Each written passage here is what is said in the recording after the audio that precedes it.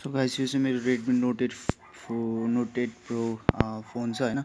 अनि यसमा चाहिँ लाइक वाइफाई नै अन हुन्छ तर चलिरहेको छैन।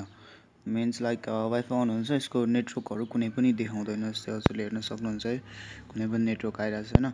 सो यसलाई चाहिँ फिक्स गर्ने आज फिक्स गर्ने ट्राई गर्छौँ है।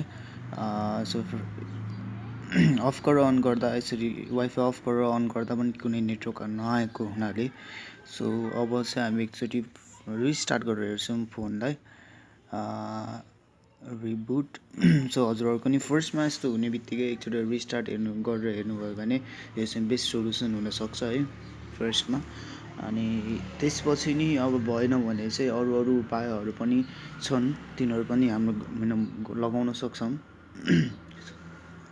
सो मोबाइल स्टार्ट हुँदैछ।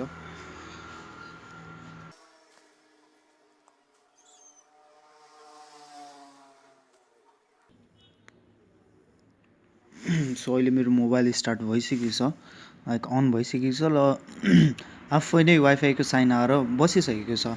इट मिन्स मेरो मोबाइल रिस्टार्ट गर्ने बित्तिकै मेरो वाइफाई देखाइसकेको छ, चलिसकेको छ र वाइफाई कनेक्ट पनि भइसकेको छ। सो वाइफाई भित्र जाउँ। सो मेरो वाइफाई कनेक्ट भइसकेको छ है।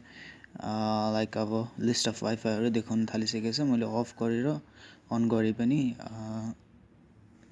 मेरो वाइफाईहरू देखाउन थालिसकेको छ र कनेक्ट पनि भइसकेको छ। सो यो रहेको छ वाइफाई नचल्दाखेरिको इन्स्ट्यान्ट सोल्युसन। अनि अब अरू टेक्निकल सोल्युसनहरू चाहिँ त्यसको लागि कनेक्टेड रहनु होला। Keep loving, keep subscribing. So thank you very much.